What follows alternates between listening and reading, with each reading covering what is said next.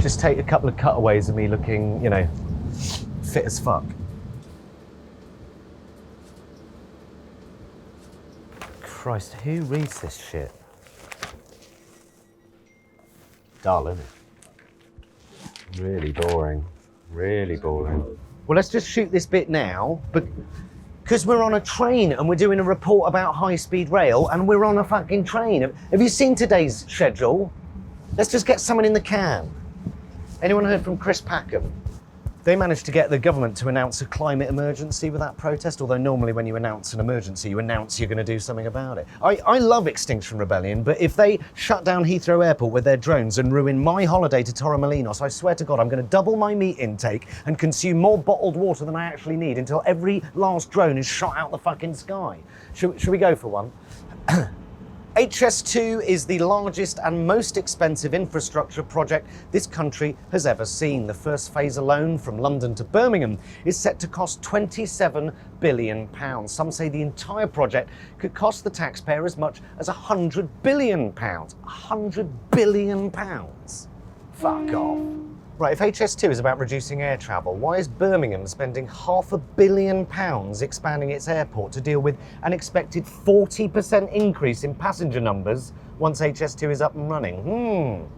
Andy Burnham, the staunchly anti-Heathrow expansion Manchester mayor, says he wants the city to be carbon neutral by 2038, and yet he wants to double Manchester Airport's capacity by 2040. It turns out HS2 is the biggest fucking runway on the planet. It's just got a big massive train on it instead, taking you from one airport to the next airport. Hello?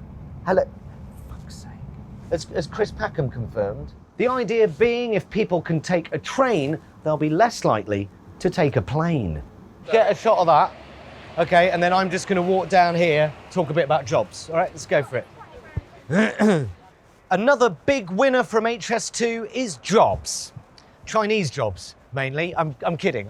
Seriously, Chinese jobs, Chinese money, Chinese tech. This is what I love about taking back control. I tell you, if we ever went to war with China, there wouldn't be a shot fired. They'd just switch off our 4G and shut down our transport network. We'd be back to rationing and scurvy in no time. And we no longer have to honour our promised contracts to British Steel or Carillion, because both of those companies have gone bust. Another big winner from HS2 is jobs.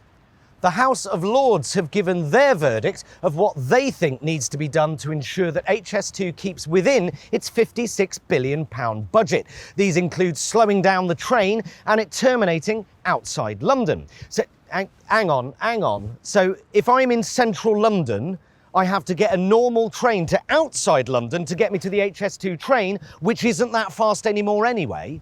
That's fucking useless. That's the opposite of what it says on the tin. This isn't about creating more capacity, it's about creating more money for huge conglomerates with their noses in the trough, lobbying people high up in our government, who in turn are spending millions of taxpayers' money on PR companies to go and lobby other MPs to support HS2. And when I say MPs, I mean the people that we elect to serve our best interests. What little public consultation there has been goes like this. You will be listened to and then roundly ignored, unless you're mildly famous, of course, in which case you'll be handsomely paid off and silenced. HS2 exposes it all. Dirty little deals done in dirty little back rooms, small boys with big toys, a giant fucking train set that shits money whilst tearing up the countryside. But it will have free Wi-Fi, so, you know, not all bad. Okay, hold it steady. Jesus Christ. Okay. Right, I'm going to stand on here. Right, you need to shoot from here and get down here. Hold it steady and get the train tracks. Northern Powerhouse, my hairy arsehole, Northern Powerhouse. You want to create a Northern Powerhouse, invest in the rail network in the north, you fucking numpties. Right now, you may as well rename HS2 How to Expand the London Commuter Belt. Now, I'm in a field. I'm in a field. What of the environmental concerns? Well, all of the big environmental organisations led by the Campaign to Protect Rural England, along with the likes of the National Trust, the RSPB, they've all signed up to what's called the Right Lines Charter to help ensure HS2 keeps its environmental promises. Why are these charities pretending HS2 isn't an environmental disaster? We're talking about hundreds of villages and communities literally railroaded out of existence. Villages presumably full of people with National Trust stickers on their Range Rovers. You'd expect the National Trust to be all over this. It's almost as if someone's had a word. Same goes for all of these environmental organisations. Where the fuck are they?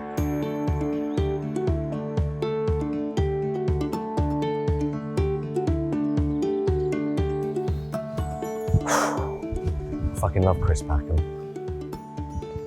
Bit of a man crush. So, happy? Chris, first question I've always wanted to ask. Did you ever bang Michaela Strachan? I didn't actually, no. So Chris, tell me what the environmental impact of HS2 is likely to be. Potentially catastrophic. It's going to be the largest deforestation programme that we've undertaken in the UK since the First World War, at a time when we know that we should be reforesting the environment, not taking it down. The wildlife that we've got, we should be fighting tooth and nail to protect. And if we destroy all of that nature, we won't survive ourselves. We won't need a rail network, and we won't need, to get from London to Birmingham 20 minutes faster. Is this not progress, though? I mean, don't we have to have a better train network to, in the bigger scale of things, offset, let me start again. I don't know what I'm fucking talking about. Hang on. It's because I've got brambles up your arse. Brambles up my arse. That's part of my business. I'm not working unless I've got a bramble up my arse. Our survival is entirely dependent on nature. We use it for our fuel, for our food. It sustains us. We're not disconnected from it. This enormous edifice of life, this cathedral of biodiversity, cannot be replaced. You can rebuild Notre Dame Cathedral and it will look pretty much like the one that's there before. You cut this wood down, you cannot rebuild it by sticking in a few saplings. It's just an enormous act of ecological vandalism at a time when we really should know better. I mean, it's like a light's gone on in one part of our brain telling us that there's a climate and environment emergency and we've all got to make changes to cope with this, to address this issue, but we haven't yet turned the other one off, which tells us that we've got to make the short-term progress. Someone please turn that old light off so that we can bathe in the brightness of a new vision of a better future for ourselves and the planet. Like now, maybe. And I really love the Really Wild show. Okay, let's just get some cutaways or something, yeah? And even if it does get me there 20 minutes quicker, which it won't, I don't want to get to Birmingham 20 minutes quicker. No one does. I don't mind being on a train for half an hour longer, get some work done, watch Netflix. All I require is a seat, decent Wi-Fi, the train leaves and arrives when it says it will, as long as I don't have to remortgage the fucking house if I want to buy a ticket 5 minutes before I leave. The buffet car is open, the tea is actually hot with real milk and not that UHT shit, as long as the toilet doesn't have fucking piss up the wall and the whole carriage doesn't stink of someone else's shit, and if that fat prick doesn't turn his music down, I'm going to bottle him in the face. Sorry, what was I talking about? Yes, right, okay. For £100 billion, you could increase capacity and modernise the entire existing British rail network top to bottom, from Inverness to the Channel Tunnel. A rail network that is the envy of the world, that encourages people out of their cars and down from the skies and... inform you that there are delays of the service. Fuck's sake. There's still time to stop HS2. Click the link to email your MP now.